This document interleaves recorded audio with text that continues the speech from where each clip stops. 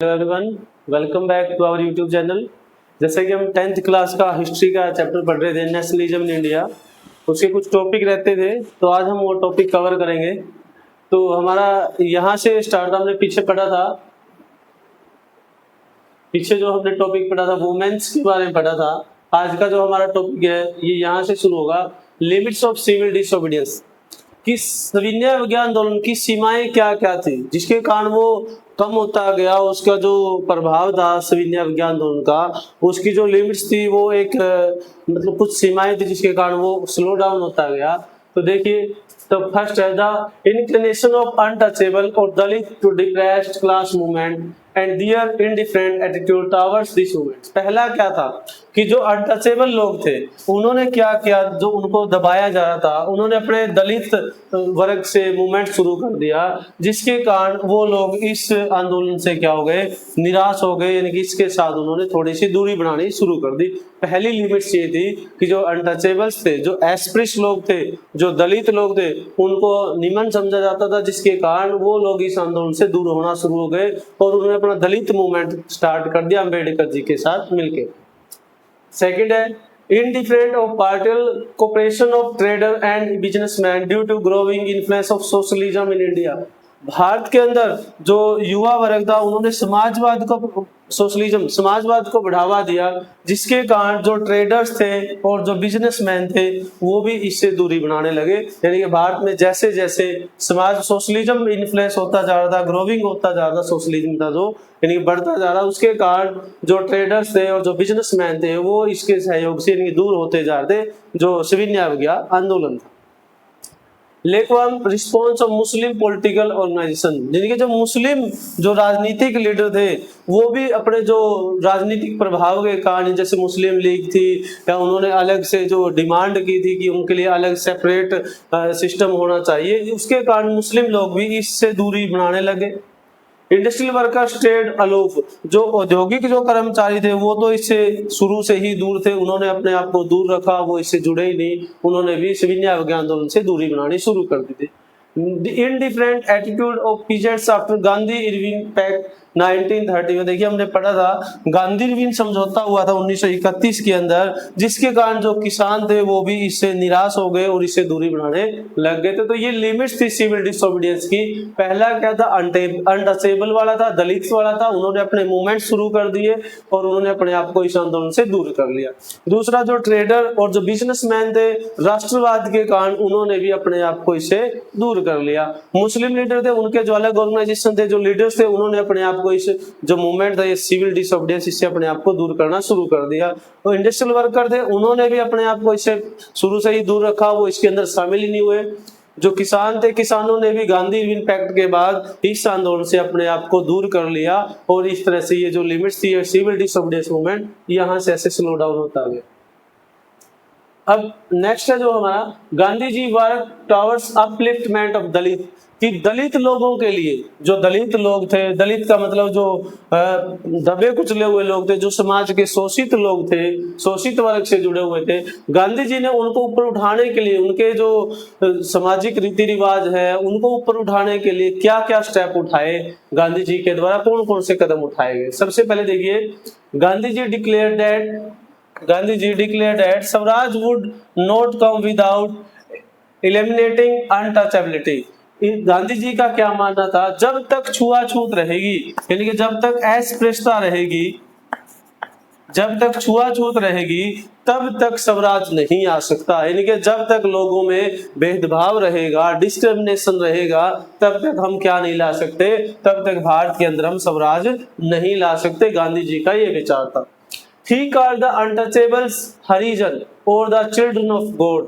उन्होंने क्या कहा, जो अनटचेबल लोग थे, जो अछूत लोग थे, गांधी जी ने उनको एक नाम दिया हरिजन, यानी कि चिल्ड्रन ऑफ गॉड, भगवान के बच्चे, ईश्वर की संतान उन्होंने कहा। किसको, हरिजन को या अनटचेबल्स पीपल को गांधी जी के द्वारा ये कहा गया। He organised satyagraha to secure them entry into temples. उन्होंने एक सत्याग्रह शुरू किया और उसके अंदर क्या सुरक्षा दी कि जो ये अनटचेबल्स हैं इनको मंदिरों में जाने दिया जाए, जो सार्वजनिक कुएं हैं पब्लिक वेल्स है उनके अंदर जाने दिया जाए, उनके अंदर पानी वगैरह लाने दिया, टैक्स से या रोड से या स्कूल्स में भी उनको जैसे उनके बच्चों को भी एजुकेशन का राइट दिया जाए, रोड्स पे सड़कों पे आम लोगों के साथ उनको चलने फिरने का अधिकार दिया जाए। जब तक ये अधिकार नहीं दिए जाएंगे तब तक भारत में स्वराज्य नहीं आ सकता। गांधी जी ने उनके लिए स्टेप उठाए।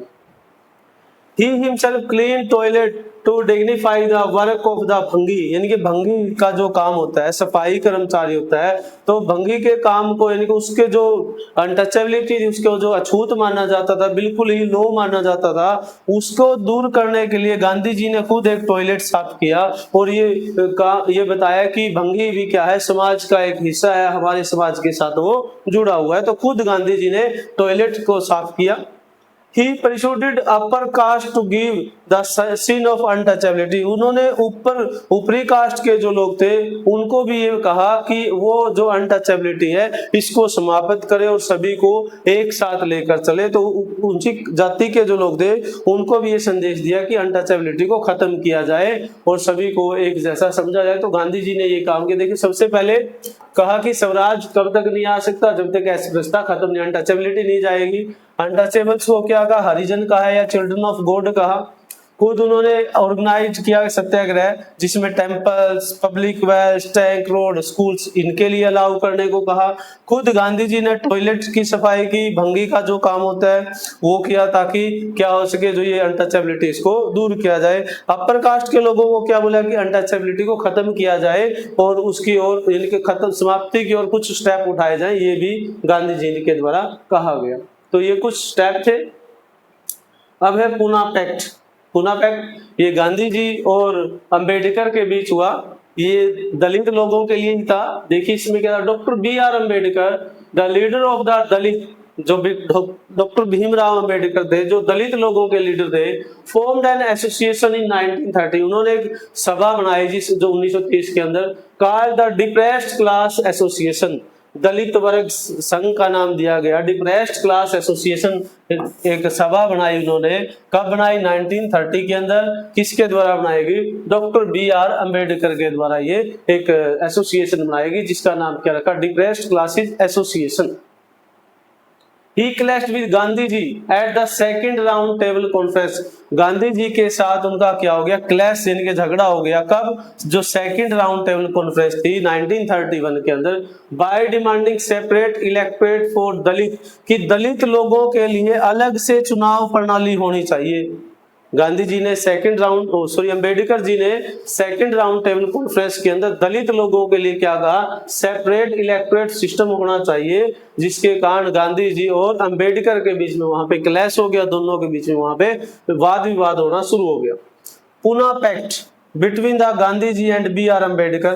पूना पैक्ट जो कि ये शुरू में ही बताया गया है, किसके बीच हुआ? गांधी जी और बी आर अम्बेडकर के बीच हुआ 1932 के अंदर। Gave reserve seat in provincial and central council but were voted bye general electorate. क्या किया गया? जो वहां पे प्रोविंशियल जो इलेक्शन थे सेंट्रल गवर्नमेंट के या जो स्टेट गवर्नमेंट के, उनमें क्या किया गया, क्या समझौता हुआ कि जो दलित लोग थे उनके लिए रिजर्वेशन प्रोवाइड कर, electoral system, separate electoral system तो नहीं हुआ, लेकिन क्या हुआ यहाँ पे सीटों को रिजर्व कर दिया कि दलित लोगों के लिए कुछ सीट रिजर्व की जाएंगी। ये समझौता हुआ गांधी जी और अम्बेडकर के बीच 1932 के अंदर की जो प्रोविंशियल सेंट्रल काउंसिल के इलेक्शन थे वहां पर जो रिजर्व सीट डिसाइड की जाएंगी दलित लोगों के लिए। और लेकिन वहां पे जो वोट डालने गए वो आम जो चुनाव होता है उसकी तरह ही वोट डलवाए गए, इसमें कुछ ऐसा नहीं किया गया, लेकिन यहाँ पे रिजर्वेशन की बात जरूर की गई। अब the sense of collective belongingness, the sense of collective belongings मतलब सामूहिक एकता की भावना यहाँ पे कैसे आई? सामूहिक एकता आनी चाहिए। कलेक्टिव मतलब हम सभी एक है, भारतीय है, तो वो भाव हमारे अंदर कैसे आए? सबसे पहले the sense of collective belonging came partly through the experience of United struggle. सबसे पहला क्या था कि भारत में एकता की भावना कहां से आई, जो हमने एक्सपीरियंस ऑफ यूनाइटेड स्ट्रगल कि हमने इतना लंबा जो देश को एक करने के लिए जो संघर्ष लड़ा है, उसने हमारे अंदर कलेक्टिव बिलोंगनेस की जो भावना है वो पैदा की। जो ये संघर्ष हमने लड़ा ब्रिटिश लोगों के खिलाफ कि देश को आजाद करवाने के लिए, सबसे पहली पहचान हमारी है एक्सपीरियंस ऑफ यूनाइटेड स्ट्रगल। सबसे पहले यहां से हमारी पहचान बनती है। हिस्ट्री एंड फिक्शन फोकलोर, यानी कि जो हमारा इतिहास है, जो हमारी लोक कथाएं हैं, जो हमारे सॉन्ग लोकगीत हैं, और जो पॉपुलर प्रिंट, जो प्रसिद्ध जो प्रिंट वगैरह है, जो सिंबल है हमारे, जैसे नेशनल फ्लैग का है, जो भी हमारे सिंबल हैं नेशनल या हमारे जो स्टेट लेवल के, played part in the making of nationalism. ये सभी चीज भी भारत में राष्ट्रवाद को बढ़ावा देने की और बिलोंगनेस की, यानी कलेक्टिव बिलोंगनेस की एक सबसे बड़ी पहल थी। क्या थी? हिस्ट्री ऑफ फिक्शन, यानी जो हमारा इतिहास है, फोकलोर जो हमारी कथाएं हैं, जो हमारे लोक गीत हैं, और जो पॉपुलर प्रिंट हैं, जो सिंबल हैं, वो सभी एक राष्ट्रवाद को बढ़ावा देने के सबसे बड़े स्टेप थे और लोगों को कलेक्टिवनेस के जो सबसे बड़े स्टेप थे। The identify of nation is most often symbolised in a figure और इमेज। सबसे मेन बात क्या थी कि राष्ट्र को कैसे आइडेंटिफाई किया जाए, राष्ट्र को कैसे दर्शाया जाए, इज मोस्ट ऑफन सिम्बलाइज्ड। तो इसके लिए भी एक सिंबल बनाया गया इन अ फिगर और इमेज, यानी कि उसको एक फिगर के रूप में या एक इमेज के रूप में दर्शाया गया कि राष्ट्र इस तरीके का होगा। This help create an image with which people can identify the nation, यानी कि उसके लिए देश को दर्शाने के लिए एक इमेज बनाएगी, जिससे क्या हुआ, नेशन को आइडेंटिफाई किया गया कि राष्ट्र को एक पिक्चर के रूप में कि भारत इस तरीके का होगा, इस तरीके से उसको दर्शाया गया, एक नेशन की इमेज बनाएगी। इन 20th सेंचुरी, 20वीं सदी के अंदर, with the growth of nationalism, जैसे जैसे राष्ट्रवाद बढ़ा, that the identity of India came to visually associated with the image of Bharat Mata. उसी तरह से राष्ट्रवाद जैसे जैसे बढ़ा तो भारत को भी किस रूप में दर्शाया गया, भारत माता के रूप में सिंबलाइज किया गया। देखिए कि व्यक्ति ये बंकिम चंद्र चट्टोपाध्याय, इनका मेन रोल था इस, यानी कि भारत की जो इमेज बनाएगी इनको दर्शाने के लिए।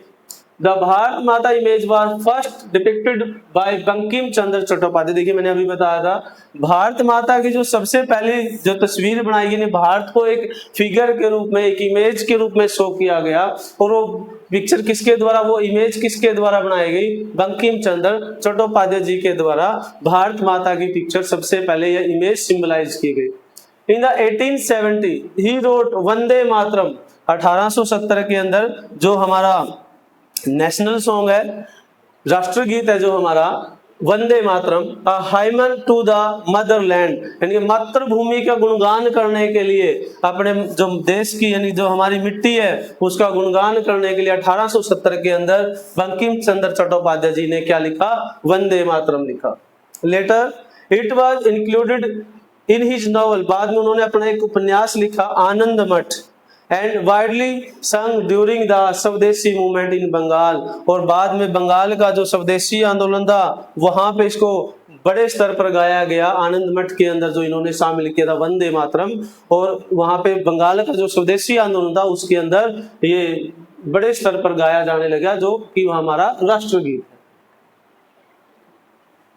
अब है भारत माता के बारे में। देखिए कि इस तरीके से जो इमेज बनाई गई है भारत माता के बारे में, अभिनंदननाथ टैगोर है, जो ये अभिनंदननाथ टैगोर जो रविंद्रनाथ टैगोर के भाई हैं, अभिनंदननाथ टैगोर, उनके द्वारा, देखिए आप यहाँ पे एक मद्रास के बारे में कह रहा है पहले ये, in Madras Natesa Sastri published a massive 4 volume collection of Tamil folk tale, यानी कि 4 वॉल्यूम बनाए इन्होंने, किसके, तमिल फोक टेल, जो तमिल लोक कथाएं थी उनके बारे में। The folklore of southern India, जो किसको शो कर रही थी, दक्षिण भारत को शो कर रही थी, जो ये तमिल की जो लोक कथाएं थी, लोकगीत थे, उन्होंने इसको 4 वॉल्यूम में बांटा, 4 वॉल्यूम के अंदर इसको बांटा, और ये दक्षिण भारत की जो फोक लोक कथाएं थी उनके बारे में बता। The first image of Bharat Mata was created as a water colour painting by Abanindranath Tagore in 1905। पहली जो भारत माता की इमेज थी, जैसे ये शो किया गया है, ये जो भारत माता की इमेज है पहली है जो इस व्यक्ति के द्वारा बनाई गई थी। और कब बनाई गई थी? 1905 के अंदर। किसके द्वारा बनाई गई थी? वाटर कलर के द्वारा, यानी कि जो पानी के जो कलर होते हैं उनके द्वारा पेंटिंग की गई थी। किसके द्वारा? अवनींद्रनाथ टैगोर के द्वारा पहली पिक्चर बनाई गई थी, जो कि रविंद्रनाथ टैगोर के भाई हैं, उनके द्वारा भारत माता की पहली पिक्चर बनाई गई वाटर कलर के द्वारा। अगली फ्लैग जो शुरू में हमारा फ्लैग था वो कैसा था? देखिए, वंदे मातरम या स्वराज के बारे में ये गांधी जी ने बनाया था, ये उससे पहले का था। देखिए अब ये इसके बारे में, ड्यूरिंग द स्वदेशी मूवमेंट, जब स्वदेशी आंदोलन चल रहा था इन बंगाल के अंदर, अ ट्री कलर फ्लैग यानी कि एक तिरंगा बनाया गया, जिसमें कलर कौन कौन से थे? Red, green and yellow. देखो, रेड, ग्रीन और येलो, ये तीन कलर यहाँ पे बनाए गए। ये जो हमारा शुरू में स्वदेशी मूवमेंट के दौरान जो हमारा फ्लैग बनाया गया था, वार डिजाइन, ये झंडा तैयार किया गया देश का। इट हैज 8 लोड्स, इसमें 8 कमल बनाए गए थे। ये इस तरह से 8 कमल बनाए गए। 8 प्रोविंस ऑफ ब्रिटिश इंडिया, जो ब्रिटिश भारत के 8 प्रांतों को शो कर रहे थे, यानी कि जो 8 कमल के जो लोटस बनाए गए थे, जो ब्रिटिश भारत के 8 प्रांतों को शो कर रहे थे। एंड क्रेसेंट मून, यानी कि एक अर्ध चंद्र बनाया गया था, आधा चंद्रमा बनाया गया था, रिप्रेजेंट हिंदू एंड मुस्लिम, जो किसको? हिंदू और मुस्लिम एकता को शो कर रहा था कि यहाँ पे हिंदू भी हैं और मुस्लिम भी हैं। इस तरीके से जो हमारा जो पहला जो फ्लैग बनाया गया था, जब बंगाल में स्वदेशी मूवमेंट चल रहा उसमें हमारे 3 कलर थे, रेड, ग्रीन एंड येलो। इसमें 8 जो कमल थे, 8 फ्लोट्स थे, जो किसको? 8 ब्रिटिश प्रोविंसेस को डिफाइन कर रहे थे। और इसमें क्या था? एक क्रेसेंट मून था, आधा चंद्रमा था, जो हिंदू और मुस्लिम को शो कर रहा था। उसके बाद आगे बाय 1921 के अंदर गांधी जी है डिजाइन द स्वराज फ्लैग, यानी कि स्वराज फ्लैग बनाया गांधी जी ने। It was again a tree colour, यानी कि ये थोड़ा सा अलग था, जो ट्री कलर जो ऊपर वाला था। इसमें कौन कौन से कलर थे? Red, green and white, red, green and white, 3 colour थे। And had a spinning wheel in the centre, और इसके बीच में क्या था? स्पाइनिंग व्हील, यानी चरखा बनाया हुआ था गांधी जी के द्वारा, जो कि वो जिसे सूत काटते थे, यानी कॉटन के द्वारा। तो एक स्पाइनिंग व्हील था, यानी गांधी जी के द्वारा 1921 में ये जो हमारा फ्लैग था वो डिजाइन किया गया था। देखिए कौन कौन से फैक्टर थे जिन्होंने राष्ट्रवाद को बढ़ावा दिया देश के अंदर। Result of colonial exploitation in India, यानी भारत के अंदर जो ब्रिटिश लोगों के द्वारा जो शोषण किया गया, उपनिवेशवाद के द्वारा जो भारत का शोषण किया गया, वो सबसे बड़ा एक फैक्टर था कि भारत के लोग उससे सीखे और उनके अंदर नेशनलिज्म की जो फीलिंग आई, और जिससे उन्होंने ब्रिटिश लोगों के खिलाफ लड़ना शुरू किया। Understanding of the true nature of the British rule, उन्होंने भारत के लोगों ने क्या किया? जो ब्रिटिश रूल थे, जो औपनिवेशिक शासन था, उसको समझना शुरू किया। यानी कि वो उन्होंने अच्छे तरीके से जो ब्रिटिश लोगों का जो नेचर था, जो शासन करने का तरीका था, भारत के लोगों ने उसको समझना शुरू किया। वो भी इसको प्रमोट करने का एक सबसे बड़ा तरीका। रेडिकल डिस्क्रिमिनेशन, जो क्रांतिकारी लोग थे, रेशियल डिस्क्रिमिनेशन, जो नस्ल के आधार पे भेदभाव था, भेदभाव भी इस चीज को शो कर रहा था कि ब्रिटिश लोग भारतीय लोगों से किस तरीके से जो यहाँ से डिस्क्रिमिनेशन करते थे, भेदभाव करते थे, रेशियल डिस्क्रिमिनेशन था। Role of Mahatma Gandhi and other leader, कि भारत के अंदर जो नेशनलिज्म लाने महात्मा गांधी जी का क्या रोल रहा, यानी कि महात्मा गांधी ने मेन रोल प्ले किया, और जो देश के मेन लीडर थे उन्होंने भी बड़ा रोल प्ले किया कि देश को नेशनलिज्म की ओर लेके गए। इम्पैक्ट्स ऑफ नेशनलिस्ट लिटरेचर, जो राष्ट्रवादी साहित्य था, उन्होंने जो सॉन्ग थे नेशनल, जो हमारे देश से जुड़े हुए जो गीत वगैरह गाए गए, जो पोइम वगैरह थी, या जो फोकलोर थी, जो कथाएं वगैरह थी, जो जिससे देश के नेशनलिज्म को बढ़ावा दिया गया, ये इनके सबसे पहले जो ब्रिटिश लोगों के द्वारा भारतीय लोगों का एक्सप्लॉयटेशन किया गया, वो सबसे बड़ा एक्सपीरियंस था नेशनलिज्म को बढ़ावा देने का। ब्रिटिश लोगों के नेचर को समझा गया, उनके रूल को समझा गया, जो रेशियल डिस्क्रिमिनेशन था, जो भेदभाव किया जा रहा था, उसको देखा गया। उसके आधार पे महात्मा गांधी और अदर्स लीडर का जो रोल था उसके बारे में जाना गया। और जो इम्पैक्ट थे नेशनलिज्म के, लिटरेचर के, जो सॉन्ग्स, पोएम, फोकलोर, उन सब से हमारे देश में राष्ट्रवाद को बढ़ावा दिया गया। तो हमारा चैप्टर यहाँ पे कंप्लीट होता है। देखिए हम एक बार स्टार्टिंग से देखते हैं कि हमने क्या क्या पढ़ा इस चैप्टर के अंदर। फास्ट रिवीजन करते हैं हम चैप्टर की। हमने चैप्टर कहाँ से शुरू किया था, स्टार्टिंग में हमने क्या क्या पढ़ा था।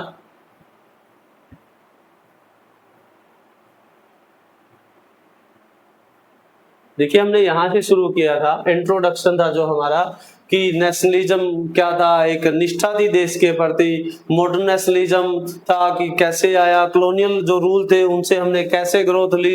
उसके बाद फर्स्ट वर्ल्ड वॉर के क्या क्या इम्पैक्ट पड़े भारत के ऊपर या पूरे वर्ल्ड के ऊपर, कि फूड के जो क्राइसिस थे, या जो क्रॉप्स क्राइसिस थे, या वर्ल्ड प्रॉब्लम जो कि बीमारियां वगैरह जैसे इन्फ्लुएंजा वगैरह आई थी, ये सब मतलब जो बहुत बड़े स्तर पर विश्व के अंदर एक मेन रोल प्ले किया। और उसके बाद यहाँ पे सत्याग्रह का idea, Gandhi ji south Africa से वापस आए, उसके बाद 3 सत्याग्रह हुए। चंपारण में पहला सत्याग्रह हुआ, बिहार के अंदर दूसरा खेड़ा में, और तीसरा अहमदाबाद। ये मेन टॉपिक है। ये मैप के अंदर भी इसी तरीके से पूछा जाता है कि जो मैप आता है कि फर्स्ट जो सत्याग्रह था वो कहाँ पे था, जैसे लोकेशन वगैरह, चंपारण कहाँ पे है, कौन सी डिस्ट्रिक्ट में है, सेकंड अहमदाबाद कहाँ पे है, कौन सी डिस्ट्रिक्ट के अंदर है, खेड़ा गुजरात डिस्ट्रिक्ट में, वो कहाँ, यानी कि लोकेशन पूछी जाती है मैप के अंदर। एज इट इज क्वेश्चन आते हैं जो कि सीबीएसई का पैटर्न है उसके अकॉर्डिंग।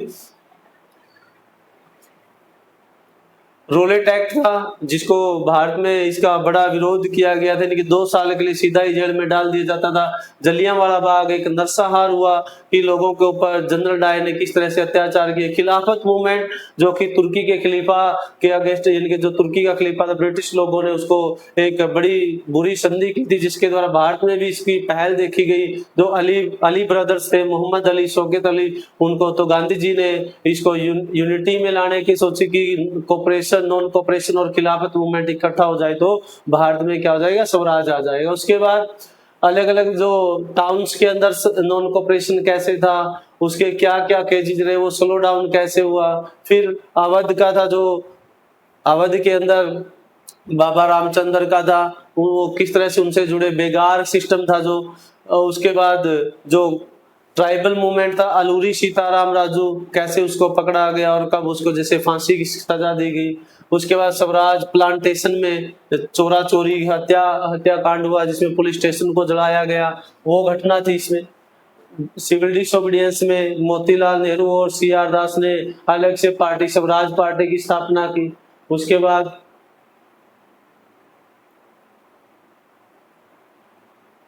फैक्टर थे जो इंडियन पॉलिटिक्स को आगे 1920 के बाद उसमें क्या क्या प्रभाव पड़ा। जैसे 1921 में जवाहरलाल नेहरू ने जो फुल इंडिपेंडेंस की डिमांड कर दी थी। साल्ट मार्च जो गांधी जी ने शुरू किया था अपने 78 फ्लोवर्स के साथ, 24 डेज की जो इसका जो ये स्ट्रगल था, 1931 में 8 अप्रैल 1930 को ये यात्रा इनकी खत्म हुई, और जो समुद्र के पानी से उबाल कर उसको वहां पे नमक बनाया, और पहला जो कानून था वो नमक कानून तोड़ दिया।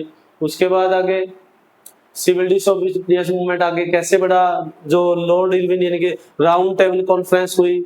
उसके बाद जो अमीर जो किसान थे उन्होंने क्या सोचा, पुअर पीजेंट्स थे उनका क्या भाव था, और बिजनेस जो क्लास जैसे फिकी की स्थापना की गई 1927 में।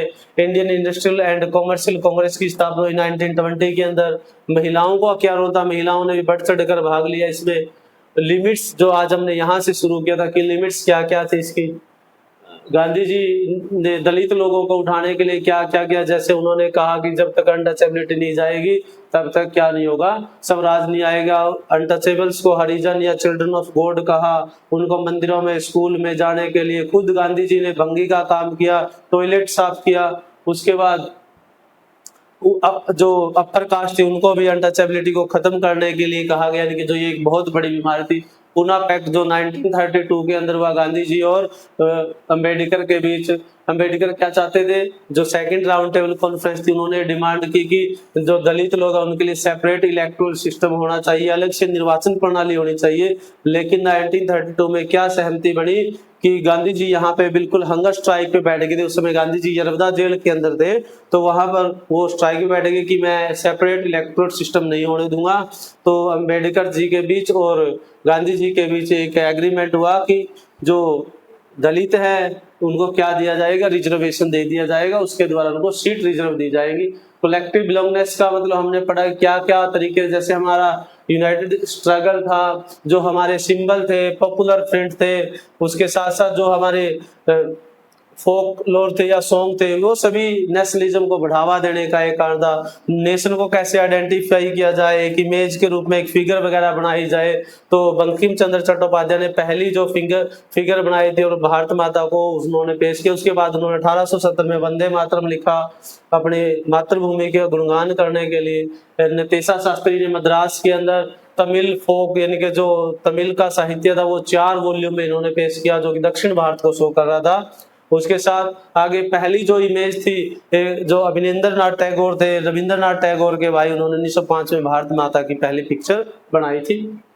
अर्ली फ्लैग पहले कैसे बना, बंगाल में स्वदेशी मूवमेंट के दौरान बना, उसमें रेड ग्रीन येलो कलर थे और उसमें 8 जो लोड्स थे जो कि 8 किसको प्रेजेंट कर रहे थे, 8 प्रोविंशियल ऑफ ब्रिटिश इंडिया को जो शो कर रहे थे, नहीं ब्रिटिश भारतीय प्रांत को शो कर रहे थे। इसमें एक आधा चंद्रमा बनाया गया जो कि हिंदू और मुस्लिम को शो कर रहा था। गांधी जी ने स्वराज फ्लैग बनाया, इसमें भी 3 कलर थे, रेड ग्रीन और व्हाइट। उन्होंने क्या बनाया, एक स्पाइनिंग व्हील बनाया इसके सेंटर में। अंडरस्टैंडिंग ब्रिटिश लोगों का जो नेचर था उसको समझा गया, रेशियल डिस्क्रिमिनेशन था उसको समझा गया, रोल ऑफ महात्मा गांधी और अदर्स लीडर का जो रोल था उसको समझा गया, impact of nationalist literature, song, poem and folklore, ये सभी क्या थे, नेशनलिज्म को प्रमोट करने वाले फैक्टर थे। तो थैंक यू, थैंक्स लॉर्ड। आशा है कि आप सभी को ये चैप्टर अच्छे से समझ में आया होगा। आप अपने कमेंट बॉक्स में राय जरूर दें। Thank you, have a nice day.